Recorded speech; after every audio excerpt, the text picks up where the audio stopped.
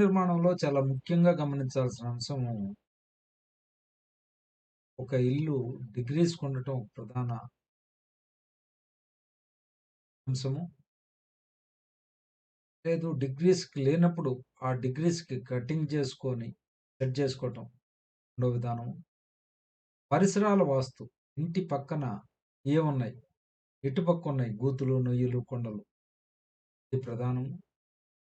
నాలుగోది ఆయాది వర్కు సాధనలో, ఆయాది గణితంలో మనం సంక్లిష్టతను ఒమిడి చేసుకోవచ్చు అని చెప్పి అనుకున్నాం. కానీ మీకు ఏకశీతి పద విధానంలో ఓహ్, 81 భాగాలు ఇంటిని చేసి, మధ్యలో 9 భాగాలు బ్రహ్మస్థానాన్ని వదిలిపెట్టి, బ్రహ్మస్థానాన్ని దానికి పాటించవలసిన నియమాలు పాటిస్తూ మీరు గృహ నిర్మాణం చేసుకోవాల్సి. రెండోది మర్మస్థానాలు, మహామర్మస్థానాలు. ఆ మర్మస్థానాల గురించి విశ్వకర్మ ఏం చెప్పున్నాడో, ఆ మర్మస్థానాలు ఎక్కడున్నాయో ఒకసారి చూద్దాం. పూర్వోక్త రీతిని రేఖా కరణమునర్చి 6 సూత్రములను ప్రస్తారము చేయగా ఆ చోట్ల నుండి పద మధ్యమున కలిగే చోట్లు భయంకరములగు మర్మస్థానములని ప్రాజ్ఞులు తెలియవలను. సో ఇక్కడ ఏమంటారు ఆయన, స్తంభాదులచే గాని వాస్తు మధ్యము చేత పీడింపరాదు అంటారు. అట్లున్నారు చింతసు గృహ యజమానుకు వేద కలుగును. ఇక్కడ ముఖ్యంగా ఒకటి గమనించాల్సిన అంశం, వాస్తు పురుషుని శరీరం మందు ఏ అవయవమునకు పీడ కలుగునో గృహ యజమానికి ఆ అవయవమునందు కూడా ప్రాబ్లం వస్తుందని చెప్పి క్లియర్గా చెప్తారు. నేను కొద్ది మందిని చూశాను, అసలు వాస్తు పురుషుడు ఎవరు, ఆయన ఏంది అని చెప్తూ ఏ ఏ స్థానాల్లో ద్వారాలు ఉంచితే ఏ ప్రాబ్లం ఉంటాయని చెప్పి చెప్తున్నారు. అది కరెక్ట్ కాదు.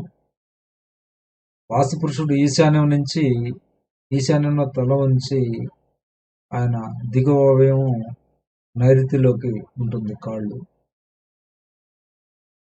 సో ఈ రకంగా కుడివైపు ఎడంవైపు ఏ ఏ అవయవాలు ఆ స్థలం మీద విస్తరించబడ్డాయో ఆయా అవయవాల మీద మనం కట్టే కట్టుబడుల యొక్క ప్రభావం ఉంటుంది.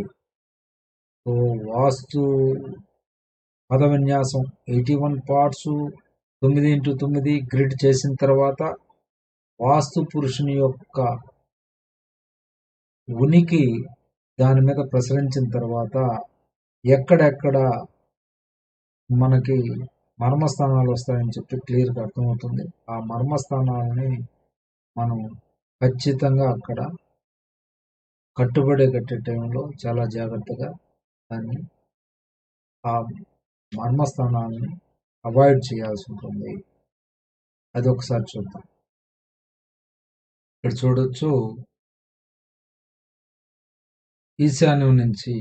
ఈశాన్య కోణం నుంచి నైరుతికి ఒక గీత, ఆగ్నేయం నుంచి వాయువ్యానికి ఒక గీత, దాని రెండు పక్కల 2 గీతలు, అట్నే ఈశాన్యం గీత నుంచి 2 పక్కల 2 గీతలు.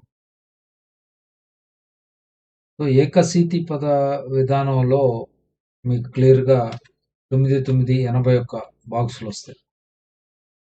దాంట్లో క్లియర్గా మీరు చేసుకోవచ్చు. సో ఇవి ఇక్కడ చూపిస్తున్న ఈ 7 మర్మస్థానాలు. సో ఇక్కడ మనకు బ్రహ్మస్థానం వస్తుంది. సో ఈ ప్లేసుల్లో, ఈ ప్రాంతాల్లో కట్టేటప్పుడు జాగ్రత్త పడాల్సిన విషయం ఉంది.